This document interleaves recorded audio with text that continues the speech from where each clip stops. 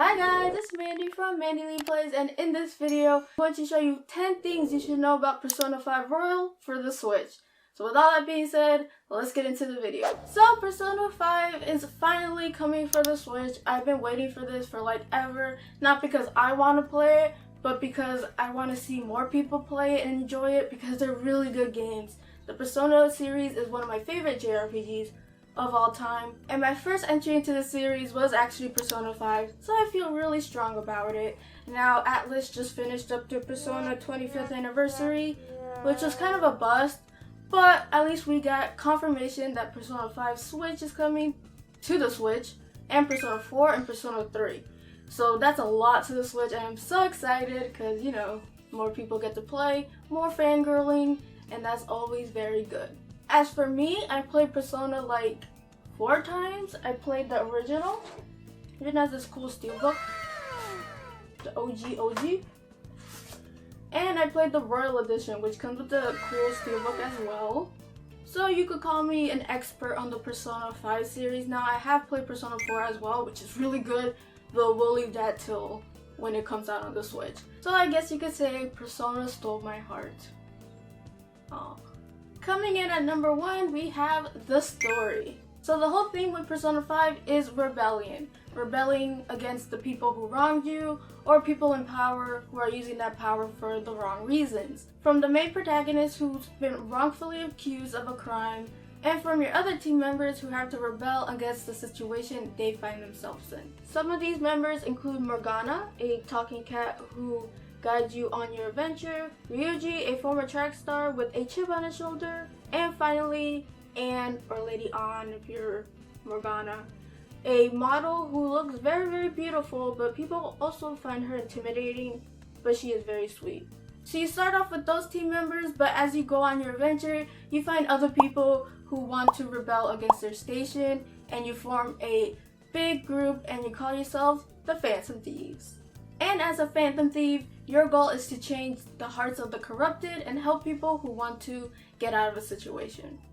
And the interesting thing about Persona 5 is not everyone agrees with the Phantom Thieves and what they do, and some even go against the Phantom Thieves because they're trying to do good, but you know, police be police, and they're like, nah, we gotta take this in our own hands. So there's a kind of vigilante motif going there, and I love it. So that is the basic storyline of Persona 5, and I love it so much because I love the whole rebellion, vigilante aspect of it, and really going into people's psyche and making them realize, you know, what they did was wrong, or making them confess a guilt, which helps a friend. I just find all that really good and satisfying. And throughout the story, you get to bond with different people, you get to just have fun, and you also get to steal people's hearts. It's a very fun game, and the story is really good, and it just gets you thinking and a little bit of teary eyes sometimes. So I love the story. And I've seen a lot of people say it's a JRPG with dating sim, and I'm like, no, that's not it. I mean, there's a dating aspect, but it's not it. And people who say that probably haven't played the game because there's more to that than a dating sim, I'll tell you that much. It's just that you could strengthen bonds with certain people, and one of them might be, you know, a relationship, but that is about it. Now on to the second point, and that is the gameplay. Persona 5 is a turn-based JRPG in the basic sense of gameplay. You are allowed 4 people in the party, with each having their own strengths and weaknesses. Unlike SMT's press turn combat, Persona uses a one more combat, so essentially you can exploit an enemy's weakness, and as a result, you can either continue on with your turn or pass the baton to a party member. Once you exploit that weaknesses, you are guaranteed an all-out attack, which is a very flashy attack, which I love. My personal favorite is Haru's all-out attack. It's so graceful and I love it.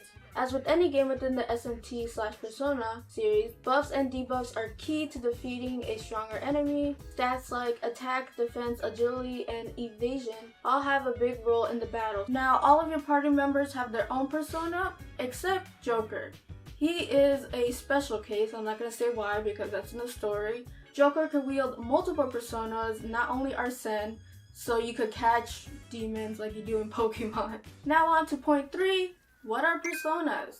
Personas are a physical manifestation of a person's psyche. Now, they usually take form in a character that's in mythology, folklore, fiction, even Bible. Now, in every Persona game, there's a certain theme, and for Persona 5, it is rebellion or going against the unjust in a vigilante style. Your persona, your party's persona, reflect that in different characters who had to rebel against their authority in their own stories. For example, Joker's persona, Arsène, being a reference to Arsène Lupin, the biggest rival to Sherlock Holmes, which is pretty cool. My favorite is Carmen. The whole idea of persona is an obvious reference to the psychologist Carl Jung and his ideas and theories on what makes a persona. And a persona is the outward face that we present others to conceal a real self away. Which is handy because you don't want to be yourself in all different aspects. You gotta do one for work, you gotta do one for school. So we do it unconsciously for a good reason, but there's also people who put on a persona all the time. That is very bad because you lose your sense of self. It's a very interesting aspect of all Persona games, and I wish I could babble on about it, but we gotta get to a video, so let's just leave it at that. And speaking of time, on to point number 4, time management. In this game, you are in a calendar system and you need to manage your time wisely so you could get the most out of your confidence and skills and everything else you want to do, because there's a lot to do in this game. But time is of the essence, and an important thing you want to do is bond with people and build up those confidence. Build them up. You will thank me later.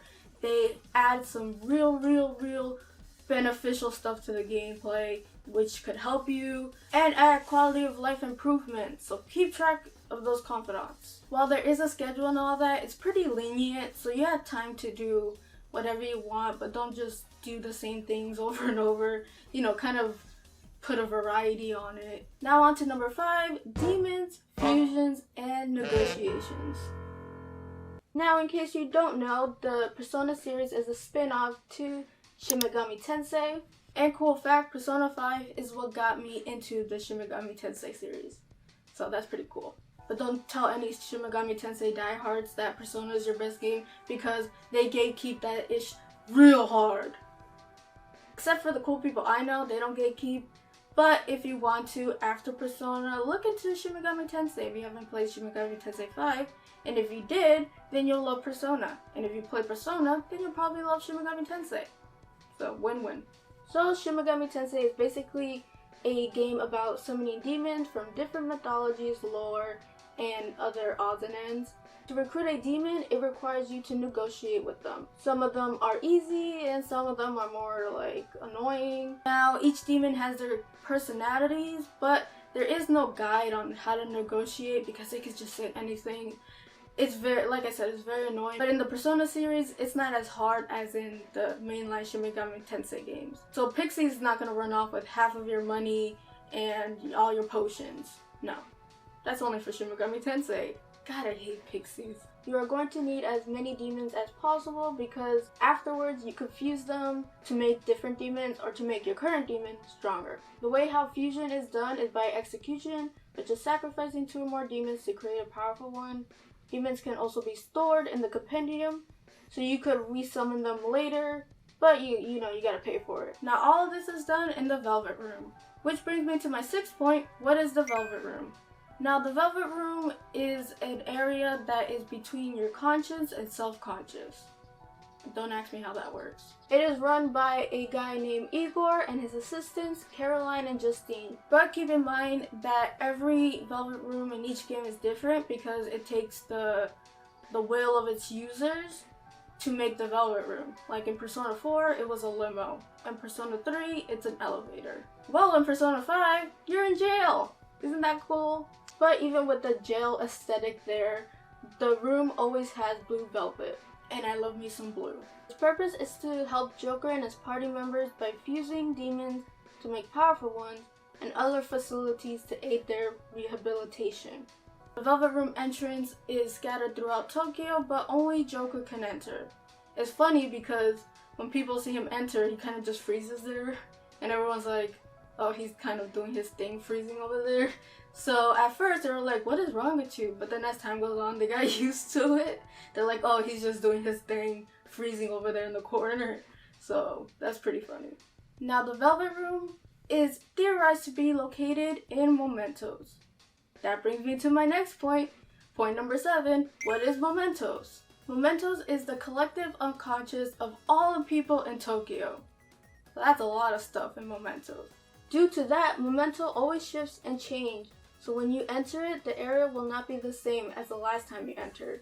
It's an ever-changing dungeon as you explore deeper and deeper into the depths. So the further down in mementos you go, the more stronger demons there are. Now, I personally love mementos because it's just different every time, so it keeps adding fresh stuff. There's also treasure chests or demons that you want to capture. Plus, it also gives you the opportunity to help the people of Tokyo. Now talking about people, that brings me into point number 8, confidants. Confidants are the bonds you make with certain people throughout your game adventure. Now with each confidant or bond that you make, you get an associated arcana card. Arcanas are represented by tarot cards in the game, like the Fool, Priestess, Death Arcana, and so on and so forth. As you bond more with your confidants, you gain really important skills and bonuses that help you out with the battle and story. So I cannot stress enough how much you should focus on your bonds and arcanas. Okay. Now on to our 9th point, and that is what you should expect in the Royal Edition. Now, there is 2 editions of this game, the Vanilla and the Royal. I played both, and I bought both. But you guys get the all-in-one bundle, which is the Royal Edition, but there are certain things you want to do if you want to get the most out of your Royal Adventure. Because if you miss these things, you're gonna have to do it again. Oh, and remember to save often. So in Persona Royal, you get introduced to 2 more characters. Characters are Kasumi and Maruku, who have their own roles in the story. Now the important thing is the 3rd semester. That's the big pack of the Royal Edition, is the inclusion of a 3rd semester. Now I'm not going to spoil anything, but you should know this. To access the 3rd semester, you need to focus on the 2 new characters and Akechi.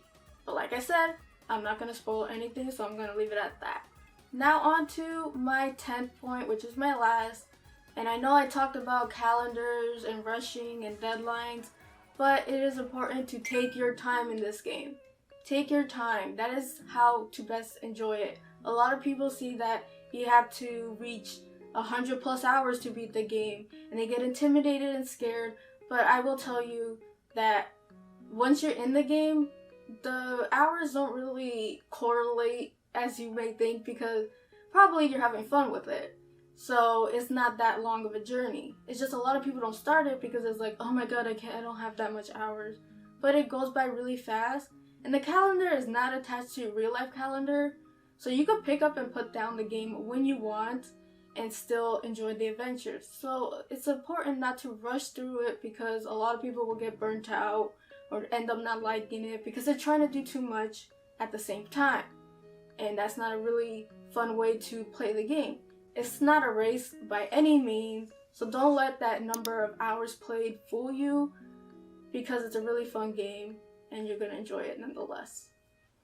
So that is the end of the video. If you liked it, please hit that like button. And if you like my content and would love to see more, please hit that subscribe button. We're almost to 5K. Hooray. Let's try to get it by the end of the year.